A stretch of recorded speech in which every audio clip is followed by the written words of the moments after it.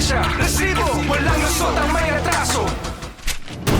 Sa closed-circuit television o CCTV footage na ito, hulikam ang tila pagtatalo ng dalawang babae sa Bulacan. Maya-maya pa, ang babaeng nakasuot ng blue na sando.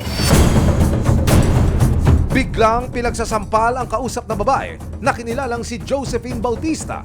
Ang punot dulo raw ng pananakit, ang hindi pagbabayad ng utang ni Josephine at ng kanyang anak. Hinay ko po!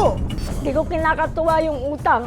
Kaso nga po, yung pananakit niya at pamamahiya niya at pinopost niya po kami lahat. Kami sira-sira na sa mga tao. Dumulog si Josephine sa resibo para isumbong ang taong sumampal sa kanya. Eri po, yung mga ano pa dito, yung mga pagbabanta pa po. Ang pagkuha sa panig ng nagpautang at nanampal. Abangan! Sa Cabanatuan City, Nueva Ecija, hindi ka raw marerelax kundi mapapagod sa masahe ng ilang spa. Pataguraw ang serbisyo ng mga masahista.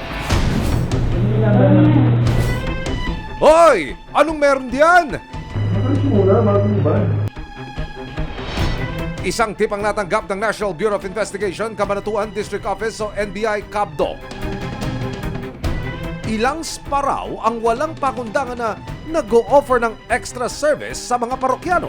Yung extra service nila ranging from up to full sexual intercourse. Kung minamasas ka, aalokin ka na. Sir, gusto mo ng sensual massage. Aba, bago pa mag-happy ending, resibuhan na natin yan! Anumang reklamo, bibigyan tugon. Bawat hinaing at problema, hakanapan ng solusyon. Ito ang bago ninyong sandigan, hindi palalampasin ng mga tiwali at maling gawin. Dito, walang ligtas ang abusado at lalong walang lusot ang may atraso. Dahil ang lahat, hakanapan natin ng resibo. Magandang hapon, ako po si Emil Sumangil. Inireklamo sa resibo ang isang spa sa Cabanatuan City dahil sa katid nitong extra serbisyo. Spa, puntang langit na raw ang mga parokyano. Sir, all the way, no more! Kasama ang resibo, binisita ng isang NBI undercover agent ang isa sa mga itinuturong spa. Inuna namin ang Lalayagan Massage Spa. It will appear na parang regular na spa. Regular na massage clinic. So pagpasok mo doon, merong parang menu na kung ano yung services offered. Sir, mamili po. Ano ba yung First time niyo po ba? ito ko card. Pagkatapos magbayad ng asset, idiniretso na siya sa isang kwarto at doon, sinimula na ang masahe.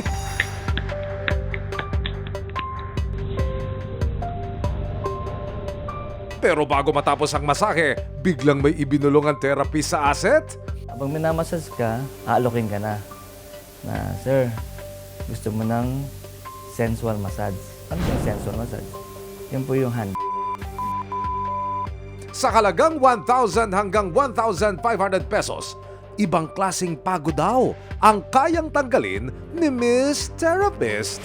Tawag pala nila dito, ang usong-uso rito is lingam massage.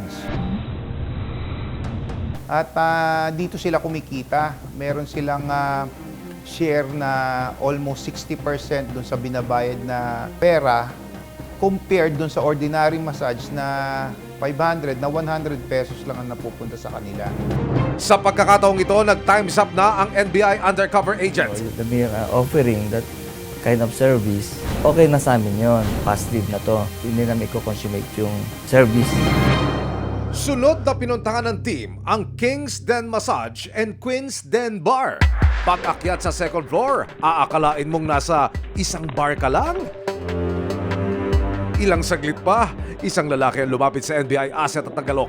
Doon pa lang ino-operan ka na kung gusto mong ng masahe, which is yung masahihan nila nasa third floor.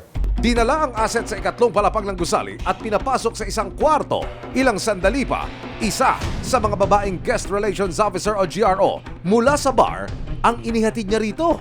Dito na nag-alok ng kakaibang service ang babae. Ikaw daw ang hari at siya ang iyong reyna. Mas malala na to dahil complete sexual intercourse na ang ino-offer nila eh. Ilang saglit pa, umalis ang babae at pagbalik, wala na itong saplot. Kaliwaan lang. Naku po! Bago pa tuluyang mapa all the way si NBI undercover agent, minabuti niyang magpaalam na't dumiretso all the way out. Abangan mamaya!